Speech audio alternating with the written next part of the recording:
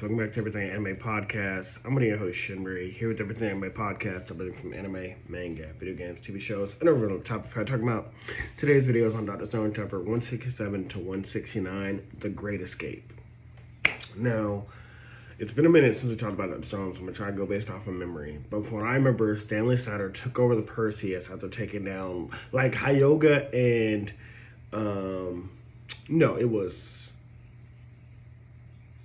Matsukaze and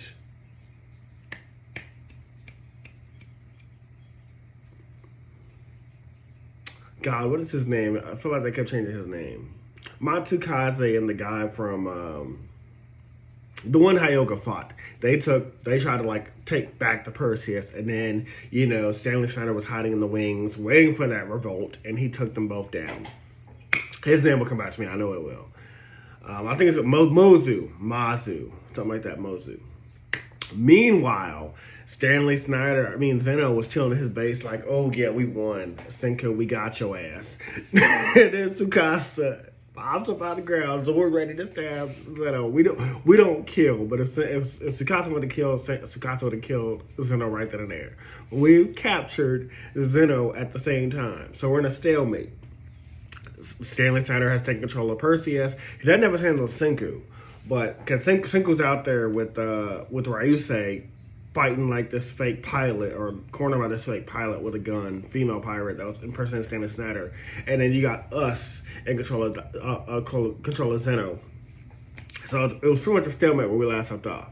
So when the chapter opens up, Zeno immediately figures out they must have gotten through a base, through a tunnel, because he has men outside, he has guards outside. Not his strongest men. His strongest men are out there on the Perseus taking it over. But like he had some basic guards with guns. Like they would have shot them if they saw them coming, Which is what Tsukasa, Hyoga, Chrome, and the others had theorized. Like, that's how we can't just like run up straight at Zeno's base.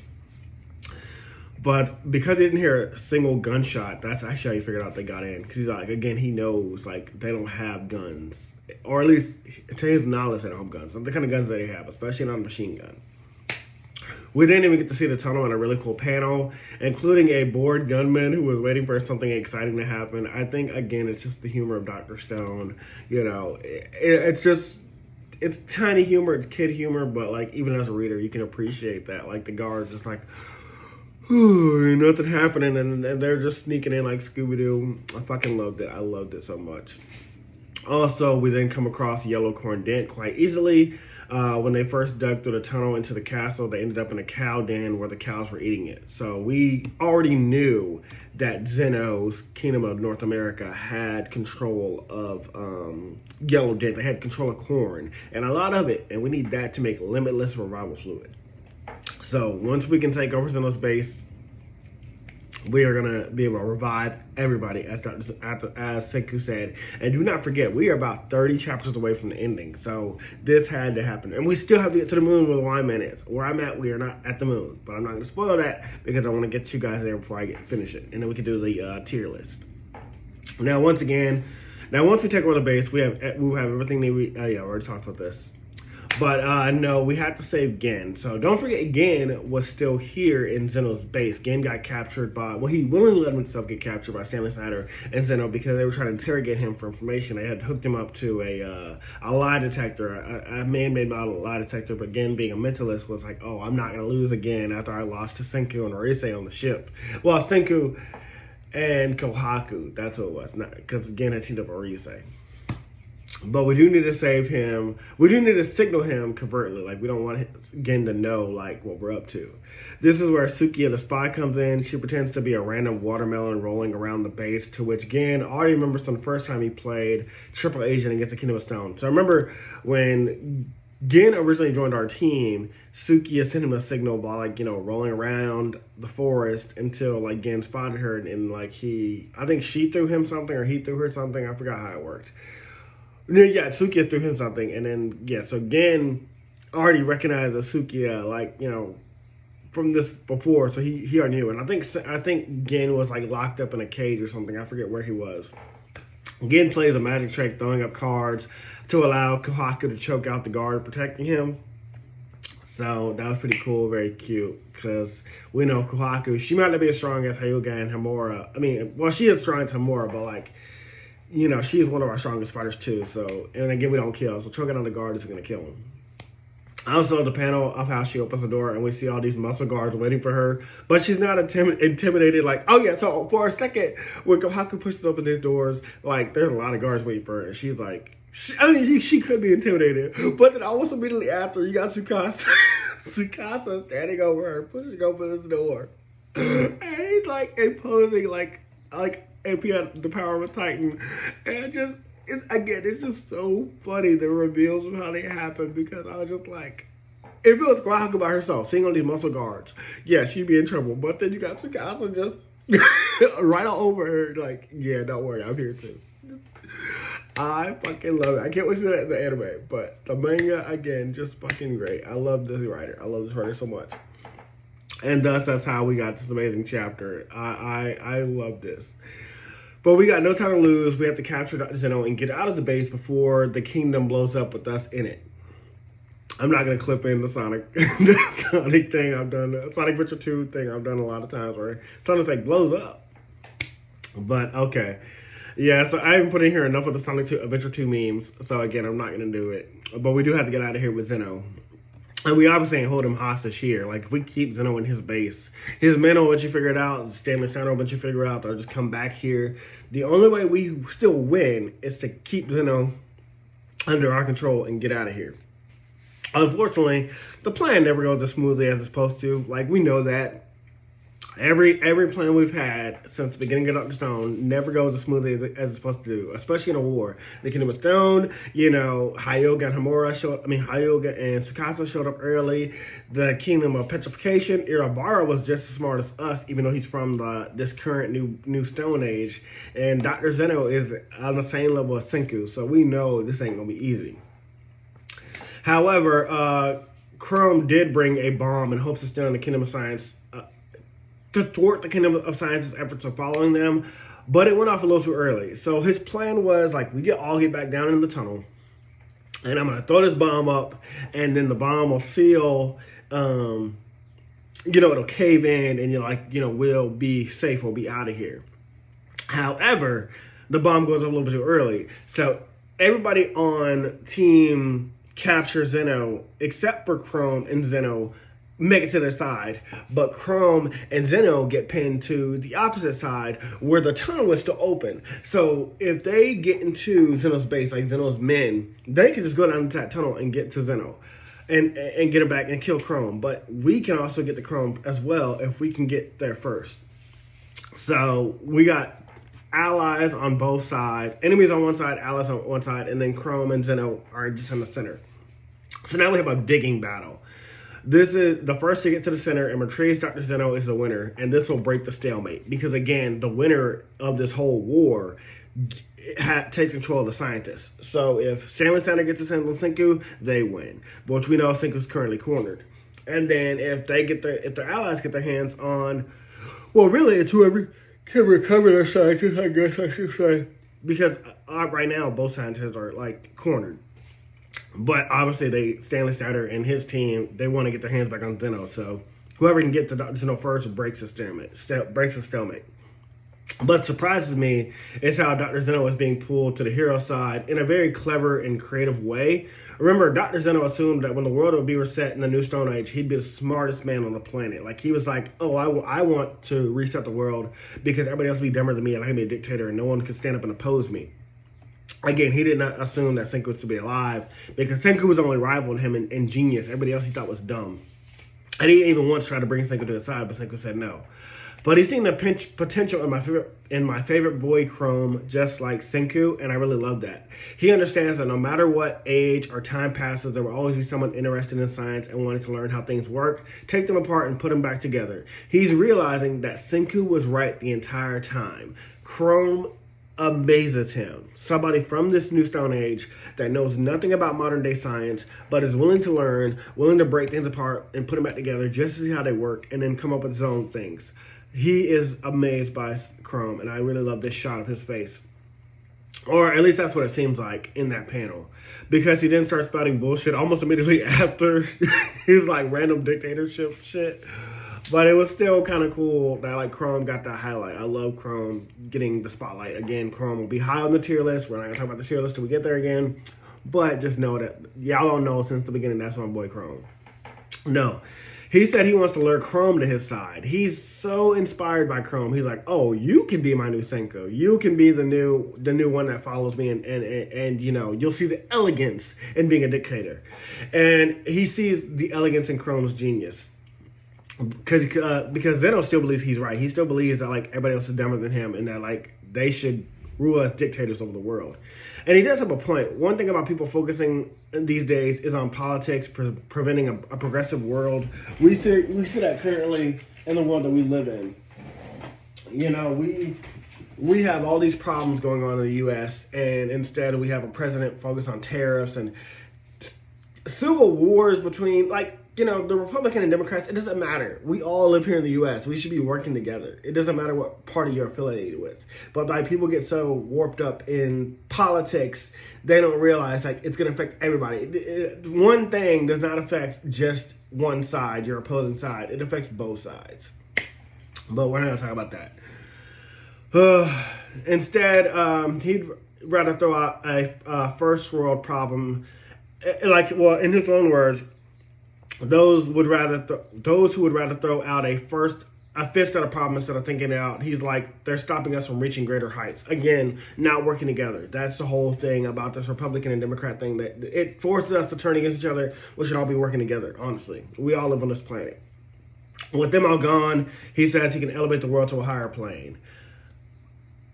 It kind of trying to make you think that Zeno was right with that kind of thinking, but again, he's a dictator, so no. But I do get his points. Like, again, we are stopping ourselves from being progressive by like fighting each other when we should be working together, which is all about Senku's Kingdom of Science, all about working together. But don't forget, this is the same thing Senku once told Chrome about magma. Yeah, we need science to progress, but we also need people who work in hard labor like Taiju to do the things that we can't. I guess the best comparison is like when Luffy says he wants to be king of the pirates, but he can't navigate the seas because he doesn't know anything about the ocean. He can't snipe an enemy who are far away like Usopp. He can't cook his own food, so he needs Sanji. He can't heal his own wounds, so he needs Chopper. You know, like, everyone has something they can play or contribute to this world that can make up for something that somebody else lacks. And that's Senku's Kingdom of Science, where Zeno's like, no, if you don't work for me, you're useless to me. Or if I feel like your job is useless, you're cut, you're done. Again, we can make comparisons to what's going on now, but we're not going to do that. But yes, everybody should work together. That's the way Senku sees it, because there's something that you can do that I can't do, you know. But with that said, we get Dr. Zeno, we got Dr. Zeno. Chrome eagerly announces, oh yeah, we got Dr. Zeno. Chrome eagerly announces, like, we won because our side saves Chrome and Zeno first, or recaptures Zeno first. They didn't kill our scientists, we captured theirs. So where this last chapter's ended off is where Stanley Snyder and the rest of Zeno's main team managed to take over the Perseus. Yeah, so I'm mixing my notes up. But yeah, we captured Dr. Zeno in the end. And it awed Zeno. He's like, how did these buffoons, these guys that are less than me, beat us? And Chrome's showing, like, you know, because we're better than you. We work together, we work as a team, we use each other's strengths and weaknesses, whereas you guys just look for each other's strengths and you get rid of people that have weaknesses. So that was pretty much what happened, and I love that. So now Luna, who's on our side, convinces Max to save herself, Kaseki, and Francios. And so we flash over to, this is the chapter break. I just combined them all together. So during the next chapter, we focus back on the Perseus, where, like, again, Stanley Sanders taking over. He can't get into contact with Zeno because he doesn't know Zeno's been taken yet. And Luna, who's now on our side, she convinces Max, the blonde guy, who's on the opposite Kingdom of Science side. And then we have Carlos, who's black, who's on our side. He's also been captured, or he's with Luna. And she convinces Max to save Kaseki and Francios. And Carlos is like, got it. Because again, Carlos and Max are on Live Luna. They'll do whatever she says versus whatever Zeno or Stanley Snyder says. Like, they're all in for her. Also, hilariously, Kaseki is like, if you don't save me, just tell me something cool about... You don't have to save me, just tell me something cool about science and I'll break out myself, which he hilariously does. That gag never gets old. Every time Kaseki gets fired up, he goes Super Saiyan and he breaks out of his clothes. But this time he broke out of his chains, his rope. Again, love that. That's, again, something only going to get out of Dr. Stone. That kind of humor, that kind of, like, inhuman willpower, you know what I mean? So Max, Luna, Francios, and Kaseki, they managed to sneak off the ship pretending they fell overboard to go and meet up with the recovery team, which was made up of the team that went at the retrieval team the capture team that went after Dr. Zeno. I'm trying to use my words because trying to use different words to explain like where we're at and what's going on. But that's why I also like using the panel so you guys can also see. Meanwhile, Senku, who was with the Rusei and the fake Stanley Snyder, they go to meet up with Zeno face-to-face for the first time in 3,700 years. So I'm not sure how they convinced the female Stanley Snyder to go with them, but somehow they did.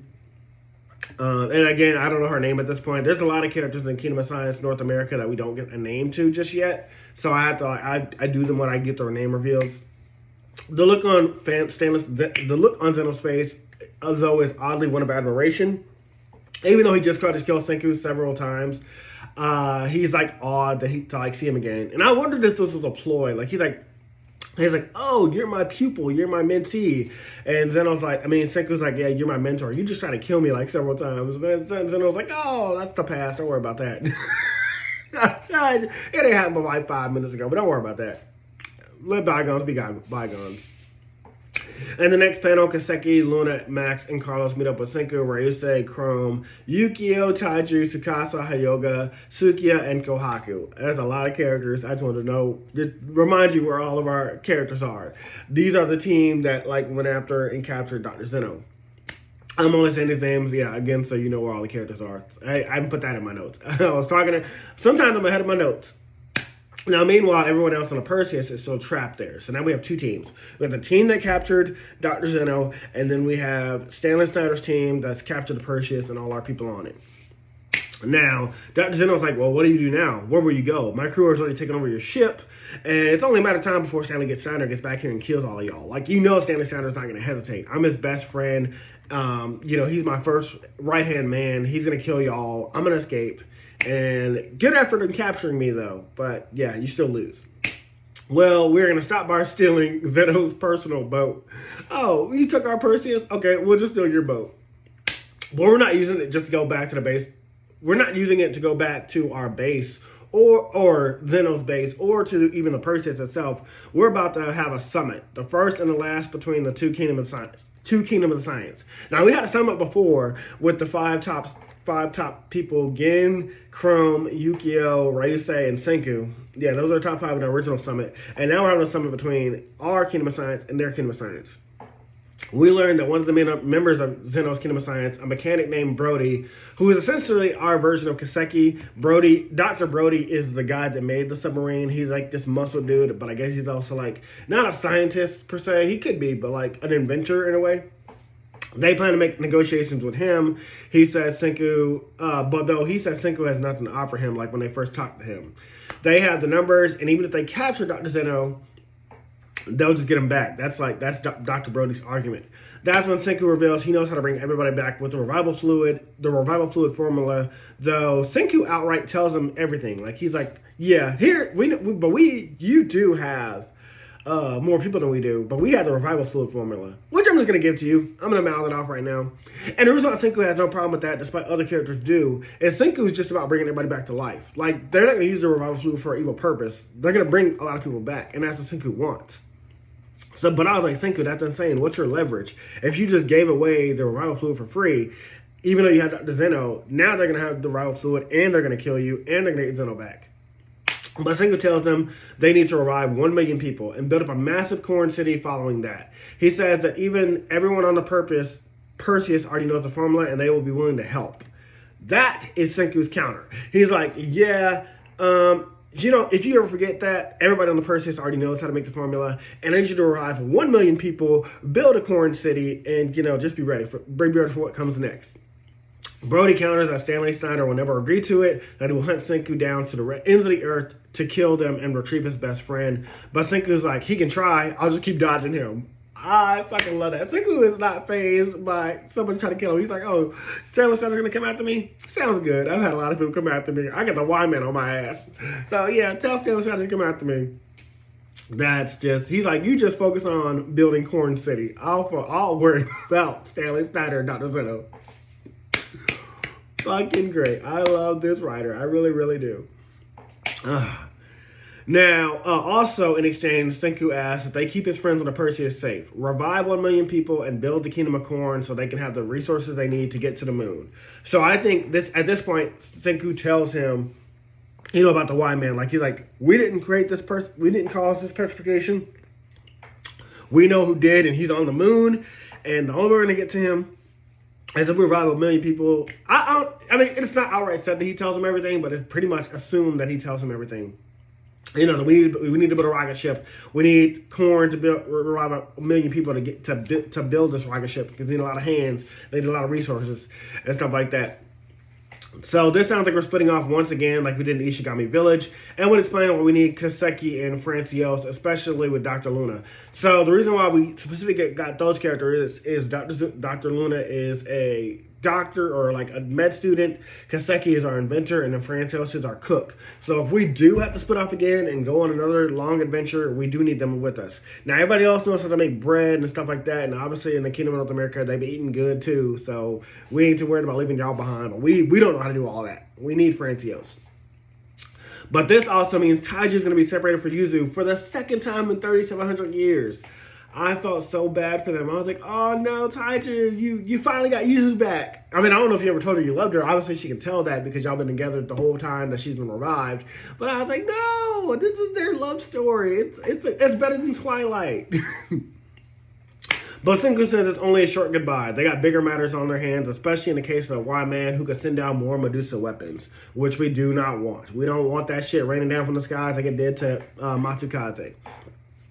So he leaves Nikki and the reporter in charge of the summit negotiations with Dr. Brody, because there are a few among the Perseus who understand English, which we know that Lillian was an English singer, and Nikki was like, you know, his like her top fan, and then also you got the reporter who definitely has to understand English. So he's like, y'all two are in charge of negotiations with Dr. Brody. And hilariously, the negotiations are going well for Nikki because of her overpowering personality, which overwhelms Brody, which is hilarious because Brody's also a big guy, but Nikki's like fazed by that. Nikki's just yelling in his face. I can love that. Brody is inspired by her guts and agrees, and we now have an alliance between the two Kingdom of Science, creating one gigantic Kingdom of Science of North America, one giant Kingdom of Science and of Corn. Except for Stanley Snyder, who's all against this. He's going after Zeno regardless. He don't know about their team up. He don't care about their team up. He just wants to get his hands back on his best friend. Because Brody does warn them, though. We agree to this alliance and revive 1 million people, but Stanley Snyder's not going to let you get away clean. And you're going to have to pass this ship to get to the ocean. So if you want to dodge Stanley Snyder, you got to get past us first. You have to get past Perseus. And I was like, how are they going to pull this off? Because he's going to be gunning at them the entire time. Like, Stanley Snyder is going to shoot everybody on the Perseus just to get his hands on Dr. Zeno. Meanwhile, we flash over to Stanley Snyder, who is pissed and confused that Senku is still alive. He is for sure that he shot him. Like, he's like, I shot that guy. How did he survive? He doesn't know that, like, Senku made, like, that makeshift shield. And even though he made the shield, the bullet still hit him, but they just kind of slowed down. But Luna is the one that saved him, actually. But he didn't plan to miss this time. He's like, I'm going to kill you, and I don't know how you're going to make it out this time, Senku.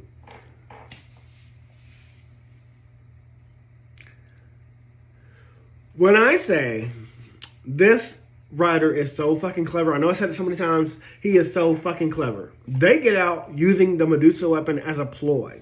Yes, it's out of juice, but Stanley Snyder don't know that. And to hype it up, our Kingdom of Science users pretend that they will be petrified. They're like, oh no, please don't, Senku. He's the one to petrify all of us if you don't let us escape. And Stanley Snyder, however, he doesn't buy it, he begins firing. And now, before I turn the panel, I don't know how they were beginning out of this, because I was like, okay, if Stanley Snyder's not buying that y'all are willing to petrify yourselves, Who is he shooting at? What's he shooting at? Stanley shoots the Medusa weapon into the sea and then just lets them go.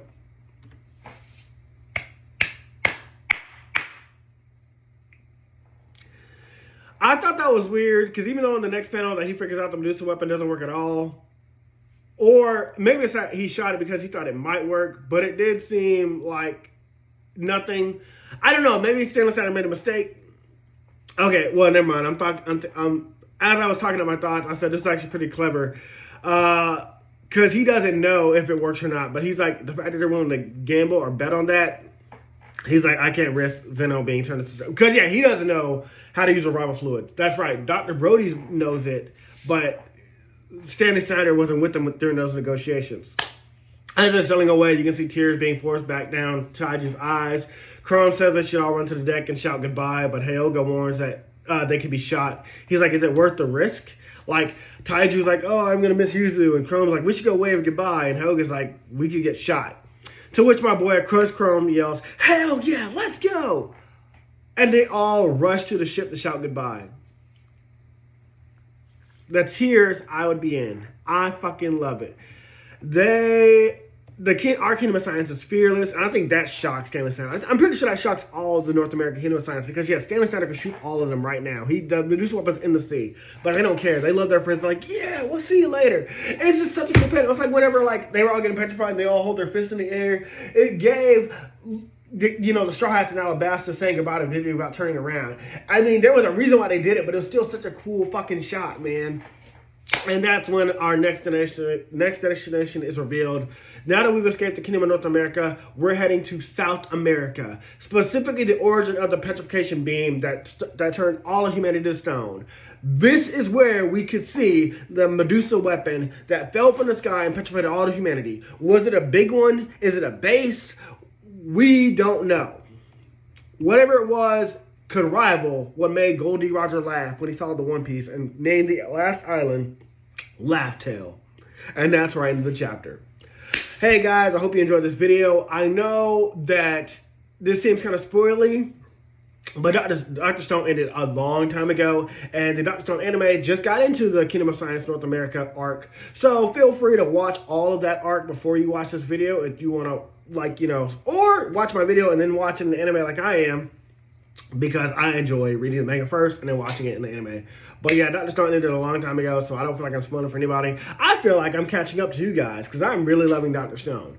Anyways, that's all for this video. I'll see you guys in the next one. Talk to you later. Bye. Hey guys, this video was sponsored by me, the author of the Shinry series, the Chronicles of Wayne, and Monsterverse. So I figured I'd do this outro a little bit different by showing you guys what you guys will be checking out. So, the Shinry series starts with Book 1, Shobu Samurai Project Aryoku. 10 years after the death of his parents, Shobu Samurai returns home seeking vengeance, but instead faces a choice to save his home from shadow creatures, blood beasts, and an organization once thought dead. Shinry's Shobu Samurai starts at $9.99. And if you love anime, manga, Naruto, One Piece, Bleach, Yu Yu Hakusho, Fairy Tail, Shaman King, Rave Master, Zatch Bell, anything like that, the Shinry series is definitely the series for you. You'll definitely want to check it out. The Sword of Light is probably the thickest one so far. And then these books are 2. This is Enter the Dread Zone Tournament. And the series original ending, Arado, the Legendary Conjuring Master. So, and I'll just show you guys some of the covers. Really proud of all of these. But I hope you guys check it out. If you don't like that, I also have the current published books for the Chronicles of Wayne, Love Be Damned, Cotton Candy, Full Moons, Fabled Lovers, A Cursed Virgin's Bite. If You Go Where Monsters Dance, Red will Rain Over Your House. Love Be Damned.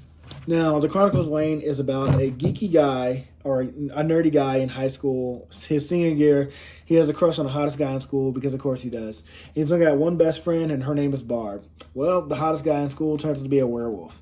And to make the story more interesting, he bites Wayne and turns Wayne into the first ever wolfman in the last 10 years. And because of that, it was also a sacred law that wolfmen should never be created. I don't want to get into too much of the Chronicles of Wayne without spoiling it, but I can tell you it's very short. This one sells for $6.99, and Love Be Caged right after it. The ending of this trilogy, Love Be Liberated, comes out in October. So I'm going to definitely do a more full in-depth review of this one. But yeah, it's an LGBT fantasy fiction story about werewolves, vampires, white witches, a dark warlock, and, well, many, many more surprises to come. So if you guys like to read, I definitely recommend. These are all the books so far in the Shinry series, except for Shinry's Beginning. I do have that one, but it's just not here with me. But yeah, I appreciate a like, support, or just a review on Amazon. Either way, thank you guys for watching. I hope you guys have a great day.